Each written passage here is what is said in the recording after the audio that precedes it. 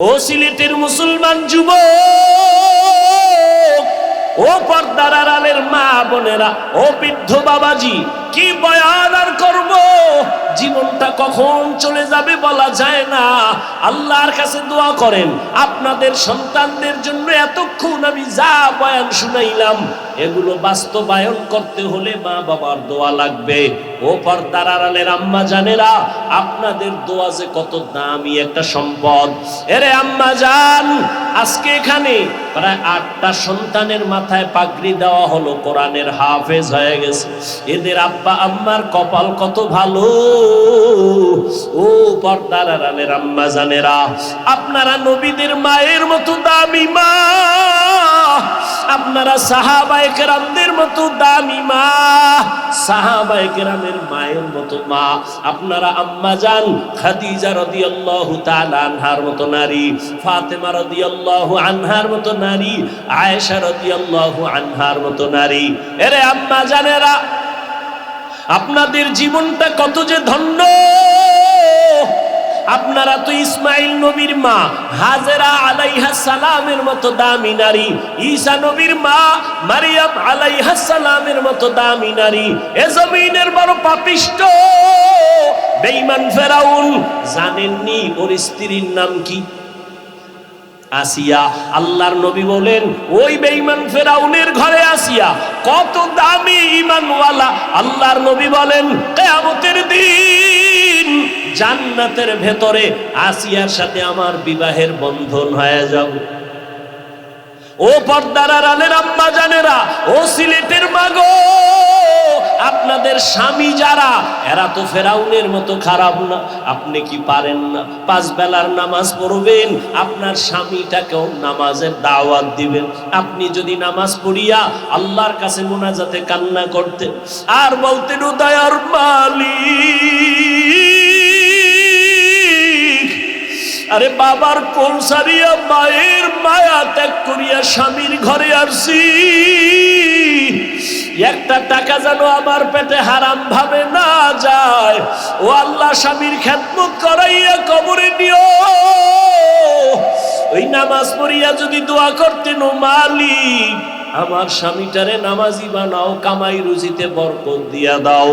স্বামী যখন বাসায় আসে যদি বুঝাইয়া বলতেন ও স্বামী আমার, আমি মা বাবার মোহাব্বত মায়া ছেড়ে তোমার ঘরে আসছি, না খাইয়া থাকলেও আমি খুশি, তবে তোমার কাছে আমার জীবনের একটা দাবি, কখনো হারাম টাকা আমার ঘরের মধ্যে ঢুকাবা না।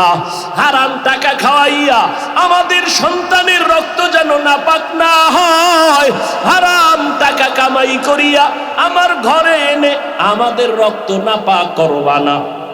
ও আম্মা জান, আপনি যদি মোহাব্বত লাগায়া স্বামীরে বুঝায়া বলতেন, কোন স্বামী জীবনে হারাম টাকা ঘরে ঢুকাতে পারত না। সন্তানটারে যদি বুঝাইয়া কোরআনটা পড়ায় দিতেন, স্কুলে যাবে কলেজে যাবে, আম্মা জান যদি বলতেন বাবা কোনোদিন কোন আলেমের সাথে বেয়াদবি করবা না, মুরব্বি দেখলে সালাম দিবা, যতই হোক না কেন সন্তান এক সময় মায়ের কথাটাই কলিজায় ধাক্কা লেগে যায়। ওই সন্তান কখনো বেয়াদবি করত না। যদি একদিন শুনতেন সন্তান কোনো মুরব্বির সাথে বেয়াদবি করছে, আপনি যদি সন্তানটাকে শাসন করতেন, ধমক দিতেন আর বুঝাইতেন, সন্তানটা বুঝতো। একদিন সন্তান ডাক্তার হইয়াও কোরআন পড়ে আপনার জন্য দোয়া করত। ও আম্মা জান, এখনো কি আপনি পারবেন না? আল্লাহ তো তওবার দরজা খুলে রাখছেন। তওবার দরজা দিয়া চোখের পানি ছেড়ে দোয়া করিয়েন আপনার সন্তান যেন আদর্শবান ডাক্তার হয়, আপনার সন্তানটাকে আদর্শবান ইঞ্জিনিয়ার বানায় যাবেন, আপনার সন্তানটাকে আদর্শবান প্রফেসর বানায় যাইয়েন। আপনার সন্তান যেন কারোর সাথে বেয়াদবি না করে, মা বাবার দোয়া নিয়ে চলে, মুরব্বীদের দোয়া নিয়ে চলে। একদিন আপনি কবরে যাবেন, ওই সন্তান ডাক্তার হলেও দোয়া করতে ভুলবে না, ইঞ্জিনিয়ার হলেও কোরআন পড়ে দোয়া করতে ভুলবে না।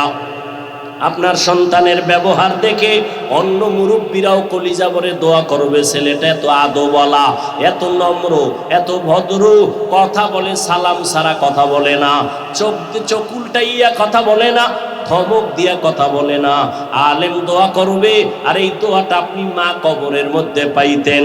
এখনো অনুরোধ করে গেলাম, ও মা, আল্লাহর কাছে দোয়া করেন। আপনার মতো কি এখনো কোনো মা এমন নাই যে স্বামীর মাল হেফাজত করে, মোবাইলে সময় নষ্ট করে না, নামাজ ছাড়ে না, বেপরদায় চলে না? এমন মা কি আপনাদের সিলেটে নাই? ও বেপরদাওয়ালা মা, আপনি কেন পর্দা করতে পারবেন না? আপনার মতো কত নারী হাফেজে কোরআনের মা হয়েছে, আপনি কেন পারেন না রে মা? আপনি কেন স্বামীর মাল হেফাজত করতে পারবেন না? আল্লাহর কাছে তওবা করেন। ও বৃদ্ধ বাবাজি, আপনার মতো কত বুড়ারা লাঠি হাতে নিয়ে মসজিদে গিয়া নামাজ পড়ে, আপনি কেন পারেন না? ও আমার কলিজার যুবক, এখনো সময় আছে, তওবা করে নাও। মনে মনে আল্লাহকে বলো, হে মালিক, গুনাহ নিয়ে প্যান্ডেলে ঢুকেছি, আমি কত বড় গুনাহগার। আমার মা জানে না, বাবা জানে না, ভাই বোনেরা জানে না। আমার মা বাবাই যদি জানতো আমি বড় পাপী, আমার মা বাবা লজ্জায় আমার দিকে তাকাইতেন না। যদি জানতো স্বামী বলে আমাকে বরণ করতো না। আমার গুনার খবর যদি আমার ভাইরা জানতো, ভাই আমাকে সালাম দিত না। ও আমার কলিজার যুবক, পাও দুইটা ধইরা বলি, এখনো সময় আছে, ফিরো। মনে মনে আমার আল্লাহকে একটু ডাকো, আল্লাহর কাছে বলো, হে মালিক, এই ময়দান থেকে তুমি খালি ফিরাইয়া দিও না। জীবনে হাতের দ্বারা কত গুনাহ করলাম, চোখের দ্বারা কত গুনাহ করেছি, ও আল্লাহ, জবানের দ্বারা গুনাহ করেছি। মনে চাইছে নামাজ পড়বো না, পড়ি নাই। মনে চাইতো মেয়েদের আড্ডায় যাব, চলে গেলাম। ও আল্লাহ, এত গুনাহ করার পরেও তুমি তো দেখছো, তুমি জানো আমি কত বড় গুনাহগার। আমি চোখ দুইটা বন্ধ করে আমলনামার দিকে তাকায়া দেখি, আমার গুনার কারণে দুইটা হাত না পাক, আমার চোখ না পাক, আমার জিহ্বা না পাক, আমার অন্তর না পাক। ও আল্লাহ, তুমি কত বড় দয়াময়।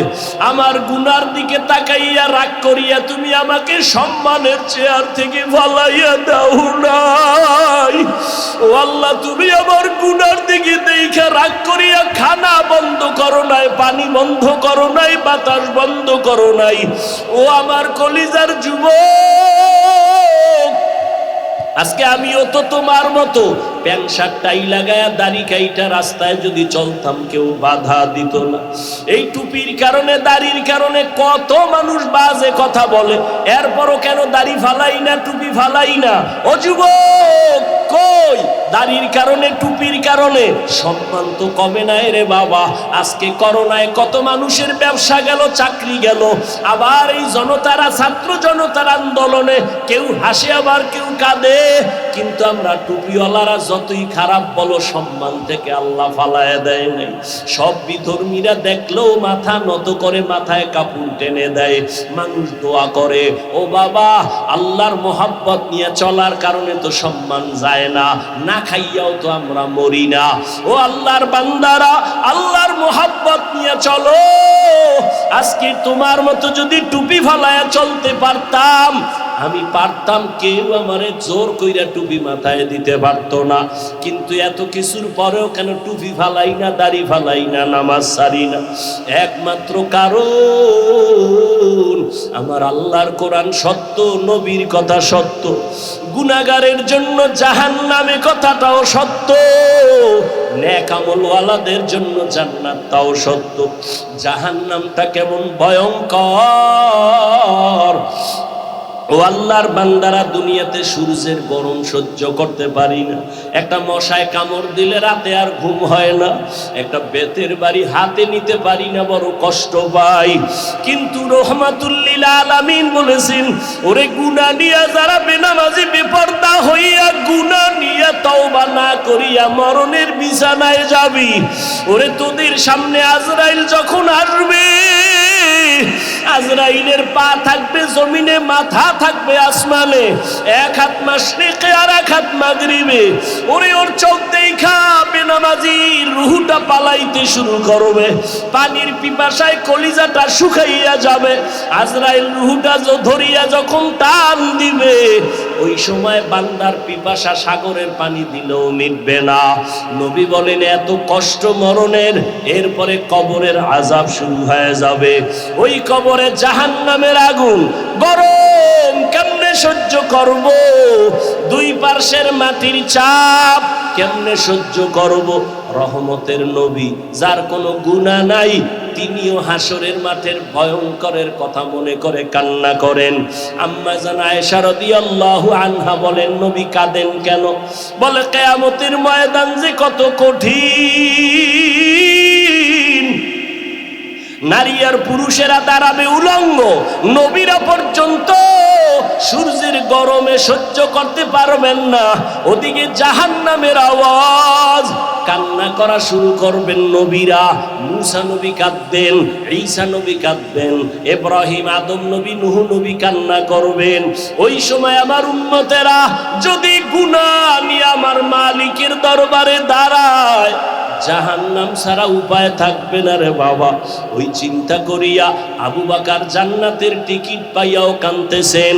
আল্লাহর আদালতে সূর্যের নিচে কেমনে দাঁড়াবো? আল্লাহর আদালতে জাহান্নামের আগুনের গরমে কেমনে দাঁড়াবো?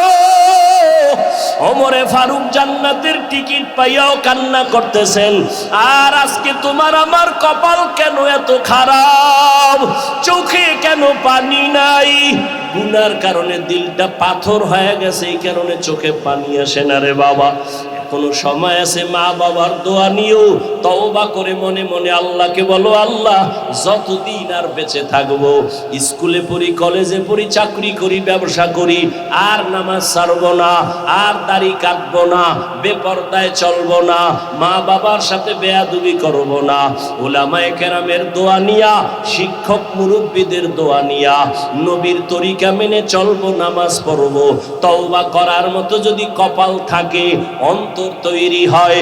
মুনাফিকি যদি অন্তরে না থাকে, যাদের তওবার নিয়ত আছে খাঁটিভাবে, দুটো হাত আমার আল্লাহকে দেখায়া দাও। আয় আল্লাহ, হাতগুলো কবুল করে নেন, তওবা কবুল করে নেন। আয় আল্লাহ, তওবার উপরে মরণ পর্যন্ত চলার মতো আমাদের তৌফিক দান করেন, আমিন। ইয়া আইয়ুহাল্লাযীনা আমানুত্তাকুল্লাহা আকুলু কাওলান সাদীদা। আল্লাহ বলেন, হে মুমিন, তোমরা তাকওয়া অর্জন করো তথা আল্লাহকে ভয় করো, এবং জবানের দ্বারা যা বলো সত্য, সঠিক, শালীন ভাষায় বলো। লাভ হবে কি? ইউসলিহ লাকুম আমালাকুম, বিনিময়ে তোমাদের ত্রুটিযুক্ত টুকটাক আমলকে ত্রুটি মুক্ত করে আল্লাহ কবুল করে ফেলবেন।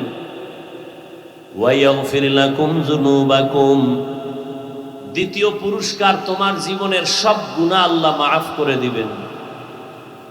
ওয়া মান ইউতিইল্লাহা ওয়া রাসূলাহু ফাকাদ ফাযা ফাওজান আযীমা, যে ব্যক্তি আল্লাহ এবং রাসূলের অনুকরণ করবেন, আল্লাহ বলেন তার বিজয়টা হবে চূড়ান্ত বিজয়। তার মানে সে বিনা হিসাবে জান্নাতি। সুবহানাল্লাহ আসে না? খুব দামি মানুষ আপনারা, সিলেটের মানুষ, সুবহানাল্লাহ বলবেন, সম্মান কমে যাবে না? খুব ভাবে বসে আছেন। এই প্যান্ডেল ভাবের প্যান্ডেল না, বরং ভাব দূর করার প্যান্ডেল। এটা তওবার প্যান্ডেল, চোখে পানি আনার প্যান্ডেল, গুনাহ ক্ষমা করাবেন সেই পেরেশানির প্যান্ডেল, ভাব দেখানোর প্যান্ডেল না। এ প্যান্ডেল কত দামি! বাহ্যিক দৃষ্টিতে মনে হয় প্যান্ডেলটা খুব থার্ড ক্লাসের প্যান্ডেল। মানুষগুলো বসার বিছানা তেমন কোয়ালিটিপূর্ণ নয়। দুনিয়ার কোনো অনুষ্ঠানে এই বিছানা কেউ দেয় না, দিলে রাগ করে চলে যাবে, কেউ বসবে না। দুনিয়ার গত বছর বলেছিলাম, কেউ যদি এতগুলো মানুষ এক জায়গায় বসাতে চায়, কোনো টাকাওয়ালা, তাহলে কাউকে এভাবে আনতে পারবে না, ফ্রি গাড়ি দিয়ে আনতে হবে।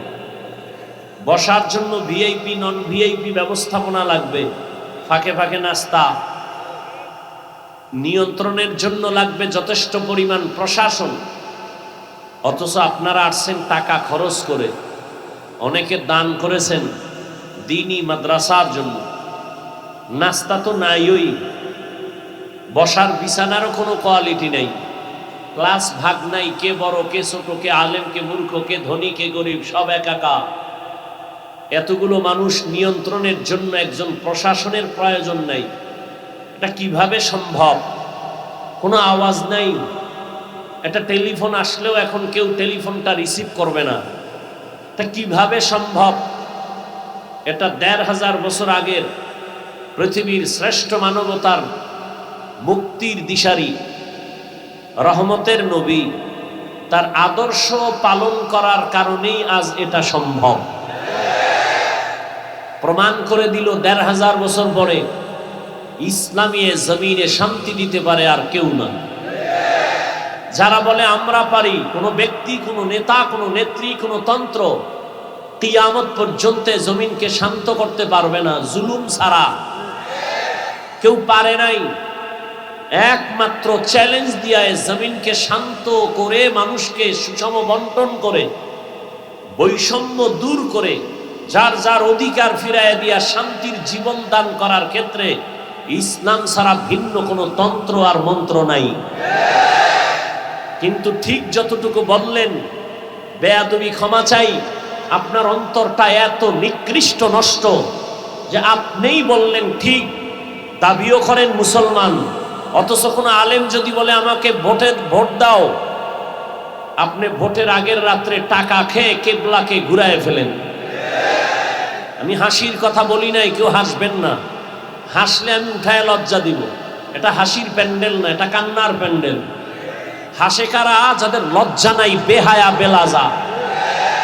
১৫০০ বছর আগে রসুল বলে গেছেন, লা ঈমানা লিমান লা হায়া আলা, যাদের লজ্জা নাই ওদের ঈমান নাই। আজকে দেশ স্বাধীন নাক টেনে ঘুমাও সিলেটের মানুষ, আর ঢাকার শহরে আমার কিছু মা বোনেরা সাংবাদিক সম্মেলন করে বলে আমরা দেহ ব্যবসা করে টাকা নেই, আমাদের অধিকার নতুন করে ফেরত চাই, আমরা দেহ ব্যবসা করে স্বাধীনভাবে চলতে চাই। তুমি নাকে তেল লাগায় ঘুমাও। মুসলমানের সন্তান ঘুমাতে পারে না। মুসলমানের সন্তান নাকে তেল লাগায় ঘুমাবে সেদিন এই জমিনে উলামায়ে কেরাম দ্বীনের খেদমত করবে, কোনো বেনামাজির অনুমতি লাগবে না যেদিন। মুসলমান নাকে তেল লাগায় ঘুমাবে সেদিন এদেশের মাদ্রাসার মসজিদ কমিটির মধ্যে বেনামাজি সুদখোর থাকবে না যেদিন। তুমি নাকে তেল লাগায় ঘুমাও। স্বাধীন হয়েছে। কিসের স্বাধীন হয়েছে? স্বাধীন মুসলমানের স্বাধীন হবে, ইসলামের স্বাধীন।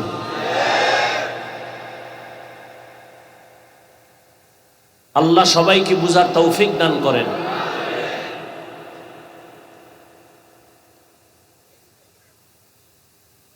সিলেটের পবিত্র জমিনের মানুষ হেদায়াতের নিয়ত করেন, তো আল্লাহ পাক রব্বুল আলামিন বলেন, ও মুমিন, তোমরা তাকওয়া অর্জন করো, জবানকে কন্ট্রোল করো। যদি করো তো দুইটা পুরস্কার, এক জীবনের আমল কবুল, দুই জীবনের সব গুনাহ মাফ। আর যে আল্লাহ এবং রসুলের অনুসরণ করবেন তার বিজয় চূড়ান্ত বিজয়। নবীজি বলেন, ও উম্মত, দুই জিনিস হেফাজতের জিম্মাদারি যদি নাও, আমি মুহাম্মদ তোমাদের জান্নাতে নেওয়ার জিম্মা নিব। বয়ান অনেক হয়েছে আলহামদুলিল্লাহ, আর আপনারাও কম জানেন না। না জানলে হুজুরদের ভুল ধরেন কেমনে? অনেক কিছু জানেন, বাহাদুরিও করেন যে আমরা হুজুরদের থেকে কি কম জানি। আকাম কইরা ধরা খাইলে কয় না জেনে করেছে। আল্লাহ হেদায়াত দান করুন। নবীজি বলেন, দুই জিনিস হেফাজতের জিম্মা যদি নেও, আমি জান্নাতে নেওয়ার তাকে জিম্মা নিব। কয় জিনিস? জবান খুলেন। এক হলো জবানের হেফাজত করো, দ্বিতীয় লজ্জাস্থানের হেফাজত করো। যদি করো, আমি রসুল ওয়াদাবদ্ধ, তোমাকে জান্নাতে নেওয়ার জিম্মা আমার। আয়াতেও জবান কন্ট্রোলের বয়ান, হাদিসেও জবান কন্ট্রোলের বয়ান। এর উপরে দু চারটা কথা বলবো আপনাদের আগ্রহের উপরে। উঠবেন তো আমি হাত উঠায় ফেলব, আর হাত উঠায় ফেললে কানলেও আর হায়াতে বাঁচাইলে আগামীতে আসবো কিনা তাও আল্লাহ জানেন, থাকবো কিনা জমিনে তাও আল্লাহ জানেন। গত বছর এখানে ওয়াজ হয়েছিল না? এবছরও চলতেছে, কিন্তু খবর নেন গত বছরের বহু আল্লাহর বান্দা জমিনে নাই, কোথায় চলে গেছে?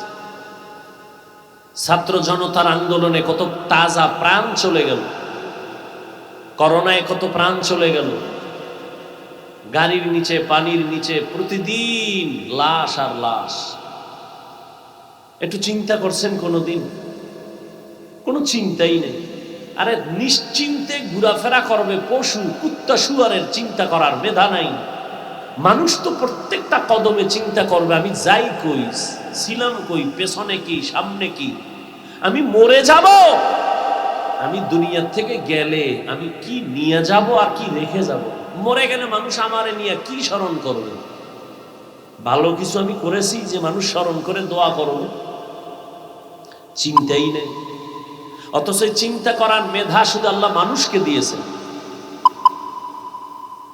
এজন্য আল্লাহ মুমিনকে বলেন, কথা তো বলো, বলার শক্তি তো দিছি আমি, কিন্তু মনে চাইলেই বলবা, বিষয়টা এমন না। সিলেটের শহরে কুত্তার অভাব নাই, আছে? কুত্তা নাই, একটা কুত্তারও কোনো দাম নেই। হ্যাঁ, ওই কুকুরের দাম যেটা মালিকের শিকল গলায় লাগানো। খুব বুঝার চেষ্টা করেন। খোলা আকাশে উড়ন্ত পাখি উড়তেছে লাখো কোটি, কোনো দাম নাই। মালিকের খাঁচায় যে পাখিটা আটকানো আছে, পাখিটার অনেক দাম। গরুর গলায় রশি লাগানো, ও ডানে বামে সুযোগ পেলেই ফসলে মুখ লাগায়, মালিক রশি ধরে টান দেয়, খেতে পারে না। আপনিও মানুষ, আমিও মানুষ, হিন্দু বৌদ্ধ ইহুদি খ্রিস্টান সব মানুষ, সব আল্লাহরই বান্দা, আর কারো বান্দা না। কেউ ঈসা নবীর বান্দা না, ওজায়ের নবীর বান্দা না, আদম নবীর বান্দা না, যিশু খ্রিস্টের বান্দা না, কেউ গৌতম বুদ্ধের বান্দা না, সব আল্লাহরই বান্দা। কিন্তু ওই মানুষ, ওই বান্দায় কোনো মূল্য হবে না। মন চাইলে ঘুমায়, মন চাইলে হাসবেন, মন চাইলে কাঁদবেন না। ওই মানুষটার আল্লাহর কাছে দাম, যে কালেমার রশি গলায় লাগায়া আল্লাহর হুকুমের সামনে নিজেকে বিনয়ের সাথে আত্মসমর্পণ করে দিয়েছে। এই মানুষটার কত দাম! বলে 24টা ঘন্টার প্রতিটি সেকেন্ড আল্লাহর গুণগান করে ফেরেশতা নূরের। 1 সেকেন্ডের জন্য আল্লাহর প্রশংসা থেকে তারা দূরে থাকে না। গুনাহ তো করেই না, করবে দূরের কথা, গুনাহ চিনেই না। কিন্তু এই গুনাহ করে মানুষ, মন চাইলে নামাজ পড়বে, পড়বে না। গুনাহ করার এখতিয়ার মানুষকে আল্লাহ দিছেন। যেই মানুষটা মন চাইলে মদের বোতল নিয়ে দৌড়াবে, যেই মানুষটা চাইলেই বেপরদায় আড্ডা দিতে পারে, যেই মানুষটা চাইলেই একটা অপরাধী নিরপরাধ মানুষকে হত্যা করে ফেলে, সেই মানুষটা যদি কালেমার রশি লাগায়া আল্লাহর হুকুমের সামনে নিজেকে আত্মসমর্পণ করে দেয়, আল্লাহর রসুল বলেন ওই মানুষটার মূল্য নূরের তৈরি ফেরেশতার থেকে বেশি। মানুষ তো হইছেন। আবু জাহালও তো একটা মানুষ, আবু লাহাব তো একটা মানুষ, ফেরাউন একটা মানুষ, নমরুদ একটা মানুষ। কই আল্লাহ তো রাগ কইরা ফেরাউনের খানা বন্ধ করেন নাই, নমরুদকে আল্লাহ না খাওয়ায়া মারেন নাই, বরং ফেরাউন ফকিন্নির বাচ্চা, ওখান থেকে ফেরাউনকে মিশরের রাষ্ট্রের মূল মসনদে বসায় দিলেন আমার আল্লাহ। সেই রাষ্ট্রের মসনদে বসে ফেরাউন নিজেকে খোদা দাবি করলো। শুধু খোদাই না, বলে আমি সব থেকে বড় খোদা। এত কিছুর পরেও আল্লাহ রাগ কইরা ফেরাউনের খানা বন্ধ করেন নাই। সেও মানুষ, কিন্তু এই মানুষটার মূল্য কি যে চির জাহান্নামী। পৃথিবীর সমস্ত মুমিন বিধর্মী লক্ষ টাকা দিলেও ফেরাউন নাম রাখবে না, নমরুদ নাম রাখবে না সন্তানের জন্য, সেও মানুষ, কিন্তু তাকে কেউ পছন্দ করে না। ও যুবক, তুমিও মানুষ, আমিও মানুষ, শুধু মানুষই না, এই প্যান্ডেল ঘেরাও করা মানুষগুলো এক ব্যানারের মানুষ। আমি যেমন এক আল্লাহর গোলাম। ও যুবক বাবা, শুনো, তুমিও সে আল্লাহর গোলাম। তোমার আল্লাহ আমার আল্লাহ এক না দুই? তোমার নবী আমার নবী, তোমার কাবা আমার কাবা, তোমার ধর্ম আমার ধর্ম, তোমার কোরআন আমার কোরআন, তোমার কালেমা আমার কালেমা। পৃথিবীতে এসেছি, সিস্টেম এক। বিদায়বেলা কাফনের সংখ্যা হবে 3টা, তাও এক, কালার হবে আলাদা। আমাদের হুজুরদের কাফনের কাপড় একরকম কালার, আপনাদেরটা ভিন্ন রকম। কে হুজুর কে হুজুর না, কে আলেম কে মূর্খ, কে ধনী কে গরিব, সবার বেলায় কালারও সমান। কোন কোটিপতি মরে গেলে একটা কাফন তার সম্মানে কেউ বাড়ায় দিবে না 3টা। কোন রিক্সার ড্রাইভার মরে গেলে গরিব হওয়ার কারণে একটা কাফন কেউ কমায় দিবে না 3টা। কালারের এক কালারের লাশ, কারো লাশের উপরে লেখা থাকবে না বড় হুজুরের লাশ, এমপি সাহেবের লাশ। তাহলে ভাব কেন? আমি ভাব দেখাই বড় বক্তা, আপনি ভাব দেখান কোটিপতি, বড় পাওয়ারওয়ালা। সাদা কাফনে যেদিন ঢুকবেন সেদিন ভাব কোথায় থাকবে? কবরটা হবে, কবরের সাইজও এক, কবরের প্রশ্ন হবে 3টা, তাও এক। আমাকে যে প্রশ্ন, আপনাকেও সেই প্রশ্ন। রবের পরিচয় দাও, ধর্মের পরিচয় দাও, রহমতুল্লিল আলামিনের পরিচয় দাও। নবী বলেন এই জবাব যারা দিবে তাদের কবর হবে রওজাতুম মির রিয়াজিল জান্নাহ। আর যারা এই 3 প্রশ্নের জবাব দিতে পারবে না তাদের কবর হবে হুফরাতুম মিন হুফারিন নার। এবার আমার প্রশ্ন, এই যুবক, তোমার আমার আল্লাহ এক, নবী এক, কোরআন এক, কাবা এক, ধর্ম এক, কালেমা এক। আমি টুপি মাথায় না দিলে লজ্জা পাই, তুমি দিতে লজ্জা পাও কেন? তুমি ভিআইপি মুসলমান। আমি দাড়ি না রাখলে লজ্জা পাই, তুমি রাখতে লজ্জা পাও, বিষয় কি? আমি মসজিদে না ঢুকলে লজ্জা লাগে, তোমার মসজিদে ঢুকতে লজ্জা লাগে, কারণ কি? আমি পর্দা না করলে লজ্জা পাই, তুমি পর্দা করতে লজ্জা পাও, বিষয় কি? আজকে তোমাকে বয়ান করব কেন? আজকে তো বয়ান করব হিন্দুদের মন্দিরে গিয়া, খ্রিস্টানদের গির্জায় গিয়া, কিন্তু 12 মাস তো মুসলমানকেই বয়ান শোনাচ্ছি, কুত্তার মতো দৌড়াচ্ছি সারা দেশ। না টাইম মতো খানা আছে, না ঘুম আছে। একটা মানুষ টাইম মতো না খাইলে, না ঘুমাইলে তার ব্যালেন্স ঠিক থাকে না। এরপরে আবার চেঁচামেচি, চিল্লা চিল্লি, ঘন্টাকে ঘন্টা। তাও কোনো লেখা দেখে না, রাষ্ট্রপতি বক্তব্য দিবে জাতির সামনে, 5 মিনিট লিখে দেয়। আর আমগো 5 মিনিট না, ঘন্টাকে ঘন্টা, কোনো লেখা নাই। এর একদিন না, প্রতিদিন 12 মাস। তাও এক লাইনের মানুষ না, সব লাইনের মানুষ। হরেক রকম মানুষের মন মেজাজ নিয়ে এখানে বসা। এতগুলো মানুষের মেজাজ আর অন্তরকে পজিশনে রেখে বয়ান করা প্রতিদিন, ঘুম না হলে মানুষ আর ঠিক থাকতে পারে না। এটা কেমনে সম্ভব? আমার রবের দয়ার কারণেই সম্ভব। এরপরও 2-1টা ভুল হবে, এটাই মানুষের স্বাভাবিক জীবন। আর এই ঘন্টাকে ঘন্টা বয়ান করার ক্ষেত্রে 2-1টা ভুল যদি হয়ে যায়, আর সে ভুলটাকে নিয়ে যদি কেউ ট্রোল করে, উম্মতের সামনে আলেমের সম্মান নষ্ট করার টাকার লোভে পড়ে কিছু করে, এর মতো কুলাঙ্গার আর বদমাশ আর ইসলামের দুশমন কেউ থাকতে পারে না। নিকৃষ্ট কুলাঙ্গার। আল্লাহ হেদায়াত দান করুন। যারা আলেমদের বিরুদ্ধে ফেসবুকে লেখে, যারা মিডিয়ায় অপপ্রচার চালায়, আল্লাহর কাছে দোয়া করি আল্লাহ ওদের হেদায়াত দান করুন, হেদায়াত দান করুন, হেদায়াত দান করুন। আল্লাহ আপনি জানেন, যদি হেদায়াত না থাকে ওদেরকে দমন করে দেন। ওরা আলেমের দুশমন, ওরা মানুষ নামের কলঙ্ক। আজকে বাংলাদেশে যত ভেজাল দেখেন, একমাত্র কারণ আলেমদের সাথে বেয়াদবির ফলাফল। কিয়ামত পর্যন্ত নবী আসবেন না, সাহাবায়ে কেরাম আসবেন না, তাবিঈন আসবেন না, আইম্মায়ে কেরাম আসবেন না, আউলিয়ায়ে কেরাম আসবেন না। কিয়ামত পর্যন্ত মানুষকে জান্নাতের পথ কোরআন সুন্নাহর আলোকে দেখাবেন একমাত্র উলামায়ে কেরাম। অতএব যারা উলামায়ে কেরাম থেকে দূরে, ওরা দুনিয়াও বরবাদ, আখিরাতও বরবাদ। আল্লাহ হেদায়েত দান করুন। আল্লাহ বলছেন শুধু মুমিনকে, কোনো বেঈমানকে ওয়াজ করেন নাই। মুমিনকে বলছেন, অ মুমিন, জবান কন্ট্রোল করো, তাকওয়া অর্জন করো। যদি দুইটা কথা মানো তাহলে দুইটা পুরস্কার নগদ। এক, জীবনের আমল কবুল, দুই, জীবনের গুনাহ মাফ।